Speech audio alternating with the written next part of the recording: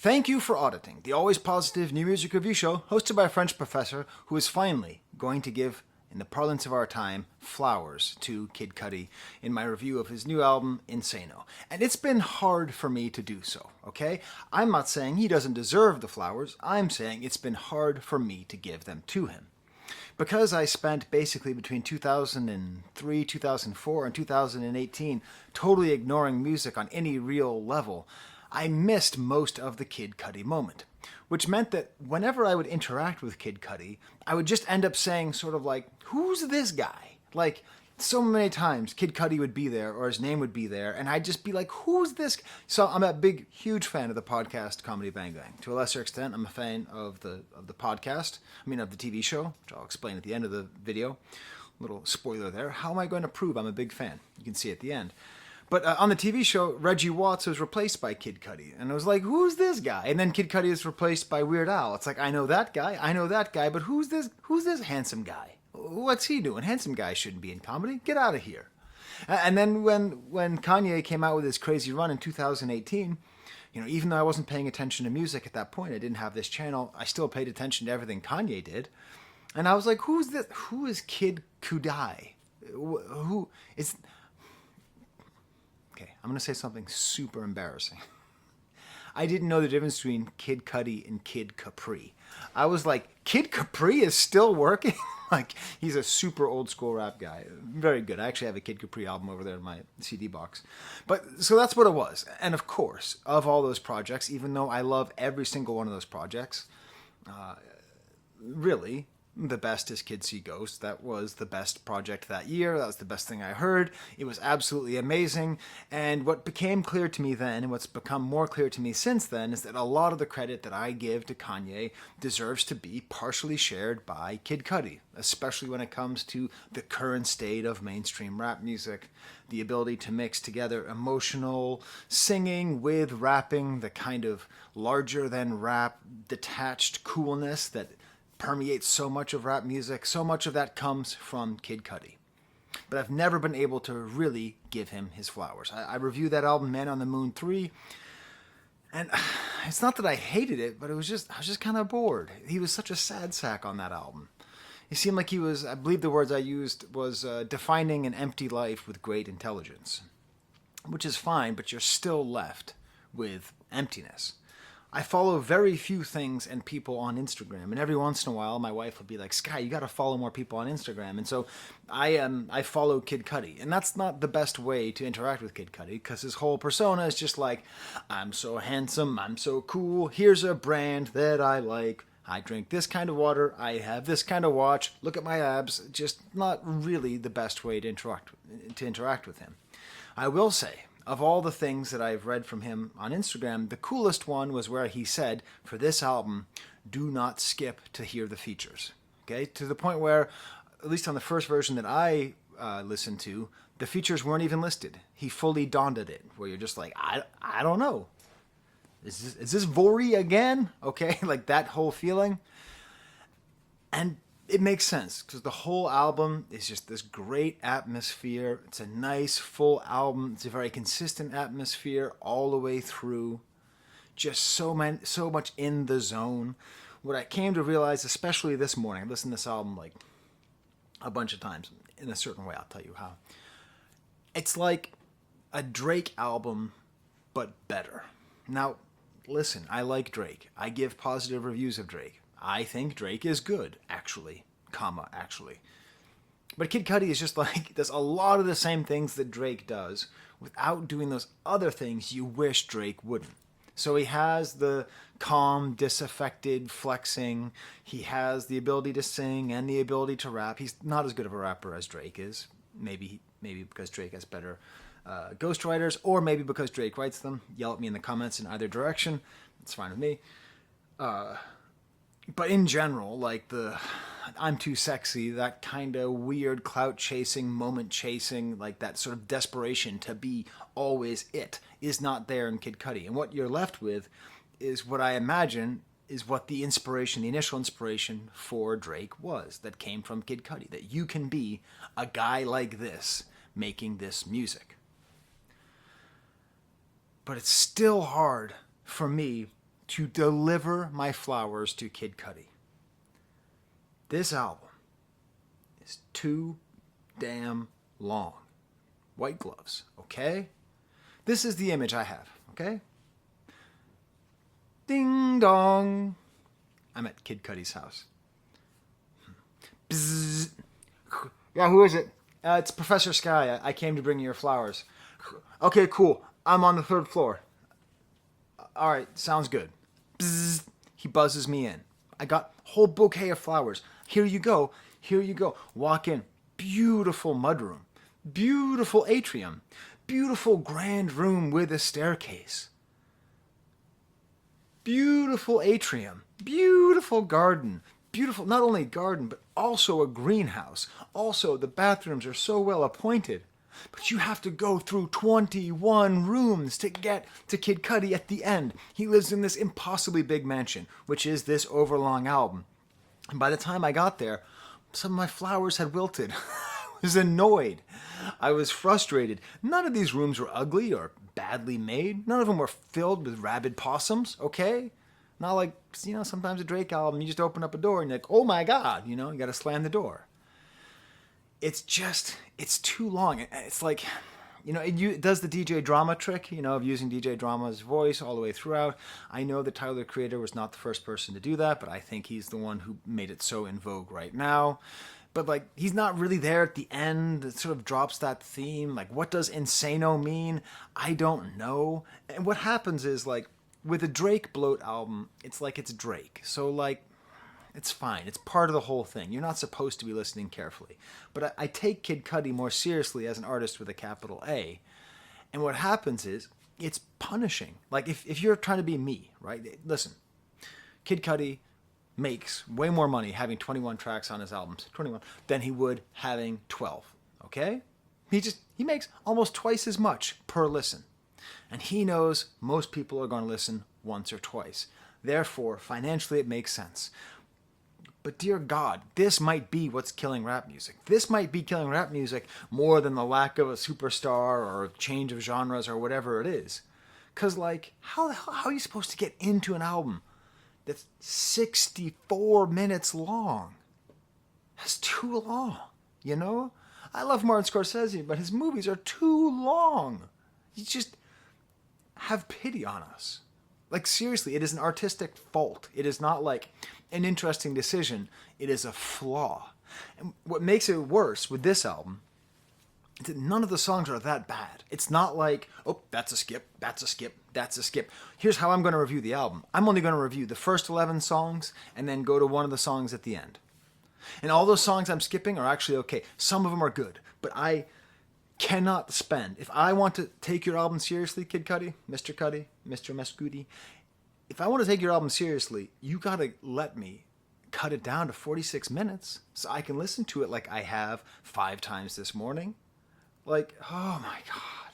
So, that's how I'm going to be reviewing this album. If you like this kind of commentary, if you either like or dislike my new haircut, smash the like bucket, subscribe.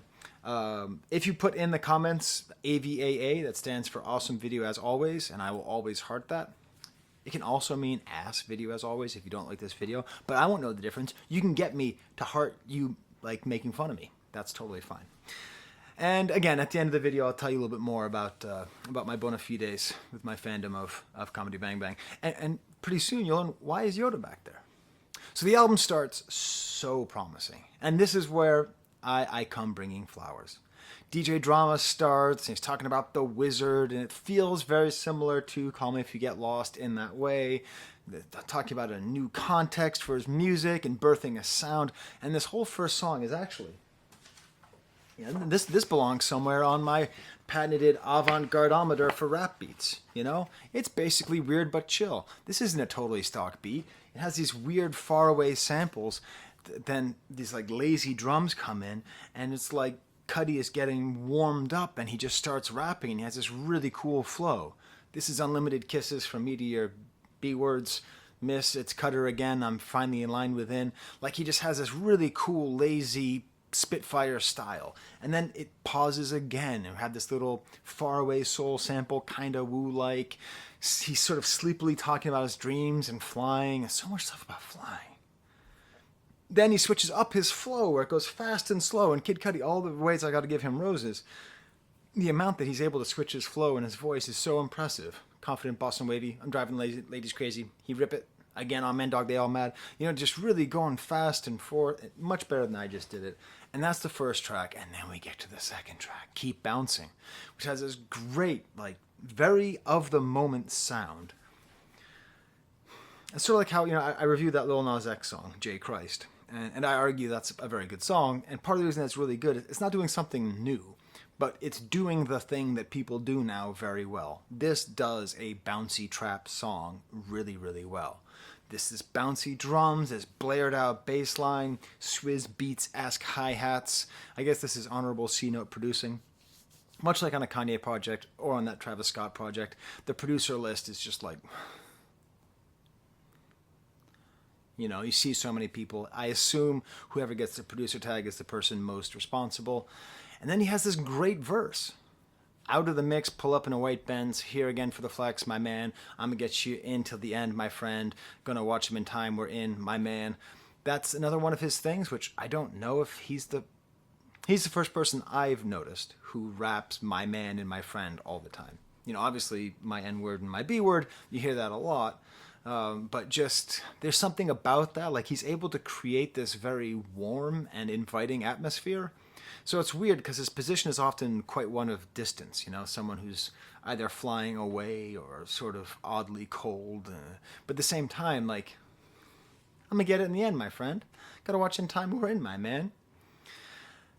So it's all just really well made. It's all saying nothing. I mean, this album, as far as I can tell, with like a couple of exceptions, says basically nothing about anything. But it's not the most obnoxious. I mean, he talks a lot about rolling blunts and smoking blunts. He talks a lot about all the women he's having sex with. He's not talking that much about cars, which is, you know, more boring than those things. He's not talking that much about how much better he is. Really, with his flow and his delivery, it sort of doesn't matter what he's rapping about. And then the chorus is just this great hook that's bounce, bounce, bounce. And it's crazy, but his voice is totally calm underneath. So what I have in my head is the image of two Kid Cudis. One is a Kid Cudi with his shirt off, jumping up and down in a mosh pit.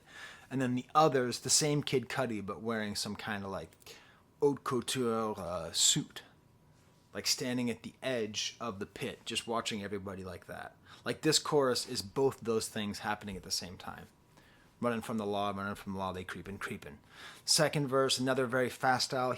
He has the ability to do like super fast rapping without it actually getting aggravating, which that's a superpower. Like that, the ability to rap fast is a power which many consider to be unnatural. It can be so try-hardy and just painful, and he's able to do it really, really slickly. Do you see how exciting this album is in the beginning? Do you see how crazy it is? And I'm speaking this highly of the album, but I just told you that getting through this album is like trying to find somebody in a giant mansion with no idea where they are. Next track is called Get Off Me. One of his primary themes of the album is just get away from me, leave me alone, I want to be left alone. Horns and DJ Drama comes back. I guess this is Mike Zombie producing. Cool back and forth sounds left and right with these trap drums. They keep calling themselves wizards, which I'm in favor of, okay? This is good. True story, I was in a band for a long time. All high school, and then we took a year off to make it big. We never made it big. But towards the end of our lifespan as a band, our lead singer just started only singing about wizards. At the time, I was mad at him because I much preferred his sort of more laid-back 90s-esque slacker rock. But we really should have followed that to the end because he wasn't into wizards either. It wasn't like he played Dungeons & Dragons. He just would like sing about wizards sometimes. So I'm in favor of that. It is a bit goofy with DJ Drama, just like doing all these magic things. He's sort of Cal Naughton Jr. in Talladega Nights. I'm the magic man. You know, a little bit of that. Poof. What I like here is his rapping style is actually kind of like angry and aggressive. Again, Kid Cudi has so much variation in what he can do because I haven't even really talked about his singing yet because he also can sing and auto-tune sing at the same time. And then Travis comes in and he's great, right? Just a great verse, great vibe. And then just this whole chorus, ooh, the drop, cruising the drop, hit me, saying absolutely nothing. But what's really beautiful is the last verse. There's the two-man weave where they go back and forth, not like line after line, but like a couple lines, line here, line interchanging between the Scotts, between Travis Scott and Scott Mescudi. And it's a very agreeable, like, easy relationship between them that's put on this track. A lot of this album is so easy. Oh, the heating just turned off. Can you tell, by the way? Can you tell me in the comments? Can you tell when there's heating in the background? Because that's like one of my biggest paranoias. Next song is called Most Ain't Dennis. Great track name. First of all, great track name. Turns out this is named after Dennis Cummings? Sounds like, I think that's the name I saw, which is one of his friends talking about. I like this because instead of having just a track that's like, everybody is a snake and trying to stab me in the back, it's like he's just praising somebody who is a good friend of his. And this just has like this cool, odd whining sounds in the back. Turns out this is by Benny X, or as I thought his name was, Binks, who was all over For All the Dogs by Drake. Cool, like wow sound and woozy, cool beats, and just an amazing flow here. I really like this. Just this opening line, act like my poo don't stink. That's funny. Funny line. Act like my poo don't. You can see his seasons on Comedy Bang Bang are underrated. He is underratedly funny. Walking in the party with a drink, with a crew and a blunt. Give it F what many n's think. When I get my F and shine on, with some girls on my lap, walk the road most cats never finish. Express my glow over Benny. Hope you get it. It's very cool. Just a very nice, breathy chorus. God made me as cold as Freon. That's like an oddly worked over God made me old as Freon. Is that a simile or a metaphor? It's actually neither. It's a comparison. Yeah, it's a little bit overworked. And then we get to the track, Wow. Wow, wow, wow. Now listen. My baby, for some reason, speaking of overlong, my videos are overlong. Who am I? Who am I to tell Kid Cudi that his albums are too long when you have to hear a story about me and my baby at 4 o'clock in the morning? So my baby, 60 months old, decided to wake up at 2, hung out with my wife until about 4, and then I came in, and I was basically up the whole time. I'd like fall asleep, and like my arm would fall asleep, my foot would fall asleep. And then I woke up in the morning, I let my wife sleep, and then I spent the whole morning with my daughter, with my little baby. And we listened to this album the whole way through. And she generally liked it. She responds really well to rap music. But this song, my baby doesn't speak, okay? And she has like little words here and there, but she's a bilingual kid, so it takes longer and all that. But she was singing this chorus, like honest to God. Honest to God. She's sitting there and she's playing with her stuffed animals. Wow, wow, wow. Wow, wow, wow. Okay? Like, she has like 10 words. And one of those words is the chorus to this song. That's how catchy of a chorus it is. They love saying, wow, wow, wow. Wow, wow, wow. Remember how I said this is like Drake, but better? Like, this is catchy enough to be a hit, like a Drake hit, but it just feels cooler. And I also like that it connects to the first song. He talks about how it had this trippy dream, I was flying, which connects to the first track. Great work on the hi-hat. A$AP Rocky is on here, who I don't know his work at all, but I really like his verse here. Chaffin Mans, Boyardee with the latest Goyard. Me and my Vamp Bay got our own handshake. These can't stomach me, gotta go get Mandrake. I feel like when I have to like complete my rap knowledge of all the stuff I missed between 2002 and 2018, I probably need to catch up on some A$AP Rocky. But just a really nice poppy rap hit. There's even a change in the third verse where there's this like really tight drum sample and like it's a less poppy delivery, more of like a straight rap delivery. Some organs and strings at the end. Wow, wow, wow. You ever watch Pitch Meetings with Ryan George? That's all I could think of when I heard this song. I would sing it and just be like, they love and saying, wow, wow, wow. Wow, wow, wow. Super easy. Okay, the next track is Electro Wave Baby. Again, this is Benny X, or Binks, as I thought his name was. And this is funny, because remember how I keep saying this is like a Drake album, but cooler? That's what this is. Like, this is like an 80s reggae... Okay, it's not even... Listen. This is just a knockoff of the song The Sign by Ace of Base. And if it was Drake, Drake would have sampled Ace of Base. Right? It would have been like, I saw the sign, it opened up my mind. I saw the sign in the 6. Nothing's gonna bring me down in a private jet. to bring you back to where you belong, which is in public housing. Okay, like that's what Drake would do. But this is just a sort of sound alike. It's very weird and cool. The rhythm, though, is a little bit aggravating. The flute is cool. More kind of singing here. Okay, I gotta take one flower. Of this whole nice bouquet I've got for you, Mr. Cudi, one of them is going. I'm going into one of the 8 bathrooms I had to get through to get to you, and I'm flushing it down the toilet for this lyric. Blunts and wine, she askin' my name. It's just something. I like it. Don't think too much. You want it. None of those rhymes, none of those words rhyme. And none of it makes any sense. And all of it is boring as hell. Like, why is she asking your name? Aren't you supposed to be famous? Isn't that your whole thing? It's just something I like. Don't think too much. You want it? What, did you have a random word generator? Like the most, like the least worked over lazy ass Atlanta trap ad-lib filled song from like 2020 has more lyrical substance than this line. It's okay. Just one flower. And then we get Tale of a Night. And this is, again, another great song. Like most of the songs I'm talking about right here, like this is great. I'm making an awesome 12-track album. Nice, exciting bass thump. The horns go left and right. Drama, DJ Drama's perfect energy for this song. That's all it kind of plays on words for night, as in like somebody who is a adventuring hero, and night as in the night, and he's sort of a knight of the night. And this is cool because he actually raps about himself a little bit and talks about why is he the way he is.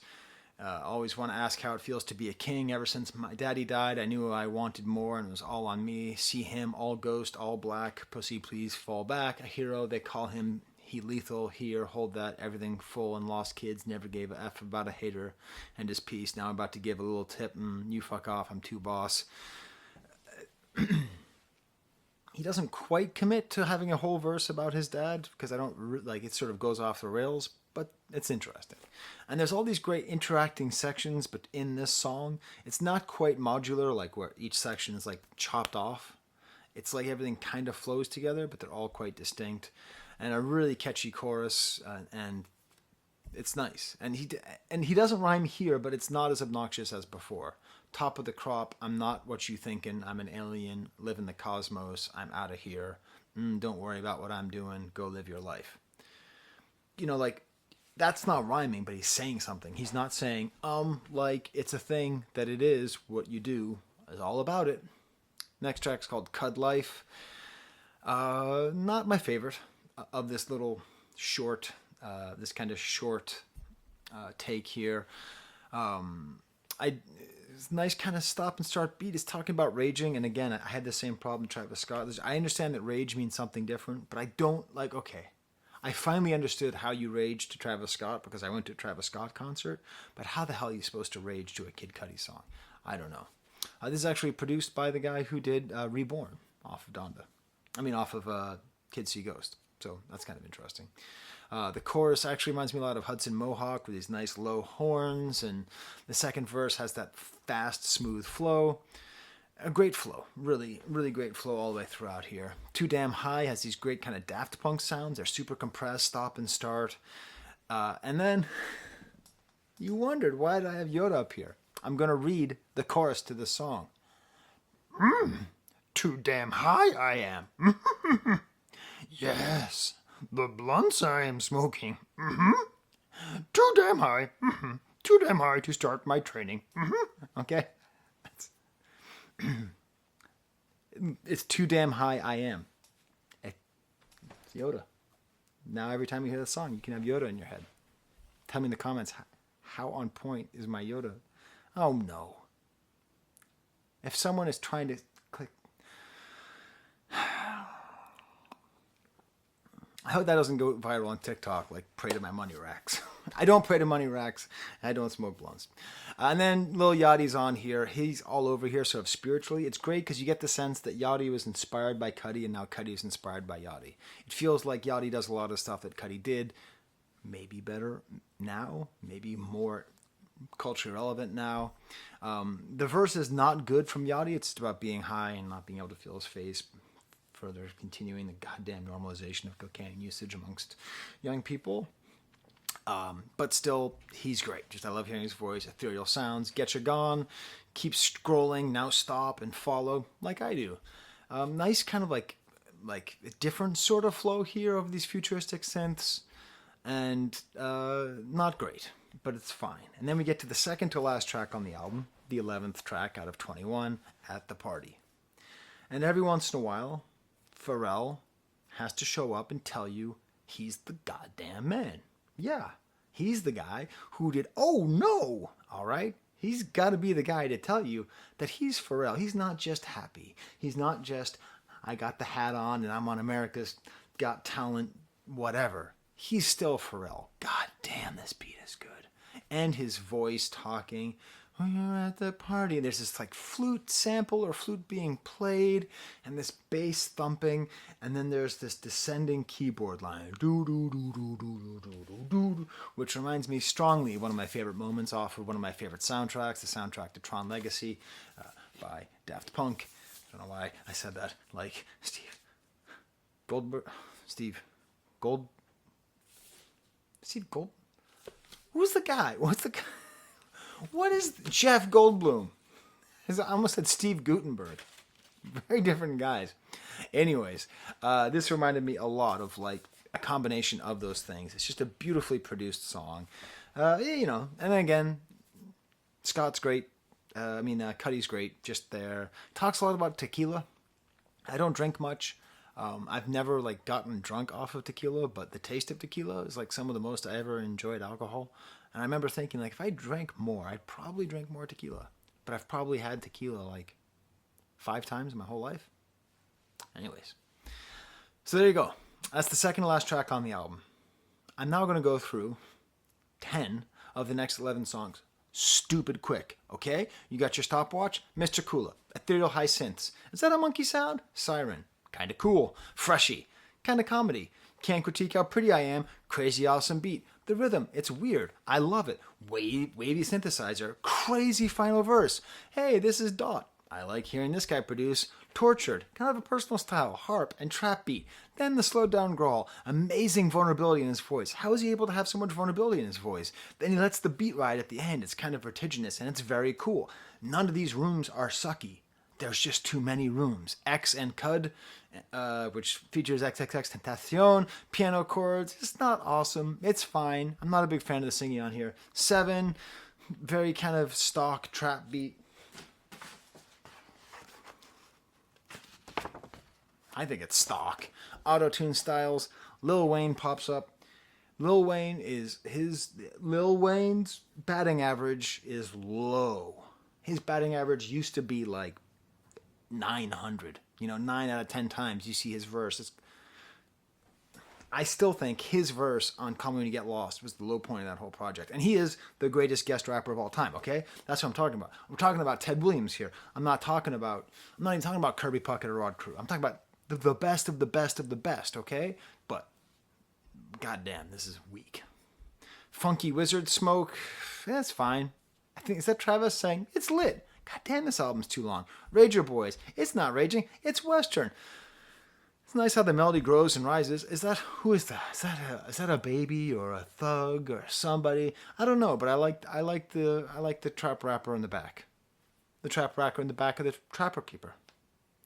Oh, packing a mac in the back of the yak. Porsche topless, jokey synth horns. It's a summer jam for the winter. Now we get to the real last song of the album, Blue Sky. Oh, beautiful. Co-produced by Yachty and Justin Raisin, very much in the Let's Start Here mode, showing how Yachty has changed the game with his album. It feels like a Yachty song from that last album, these 80s synths, these drums that chug along, and this great theme about feeling more at ease and more at peace. And of course, it's all through smoking blunts and whatever, but it's about peace and contemplation, and it's a story arc, like... I don't know the whole story. I don't know the Kid Cudi story. I don't know where he started. I don't know how he got here. But I can tell he worked hard to get here, and this is a song of celebration, and the vibe of it is absolutely astounding. And yes, my computer autocorrects to my name every time I type in Sky. Blue Sky, Skye. And I'm wearing blue right now. The actual final track is fine, woozy sounds. Where the hell is drama? You can't have a project that's like, I'm the guy, and then not have him at the end or like the whole back half of the album. I don't know.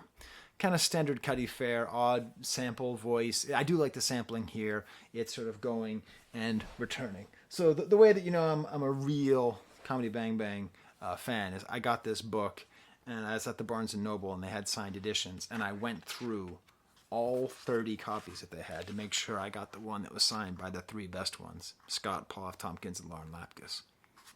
So there you know. If you know, you know. Ho ho. Also, these are my Patreons. They give me money so that I can buy music and diapers and such, which is super cool. You know, this is just a hobby that I picked up in the lobby, but it's also not a side hustle, but it's a way that I can actually be like the dad that I want to be. You know, I can afford to do this kooky stuff and my full-time job and have a family and watch the African Cup of Nations, which starts in like 2 hours. I think I'm rooting for Democratic Republic of Congo. I don't think they're going to win, but that's who I'm rooting for. All right. Till next time, there's no more notes there. No, there's no more notes. Tell me more about Kid Cudi. What do I need to know more of? There's the camera.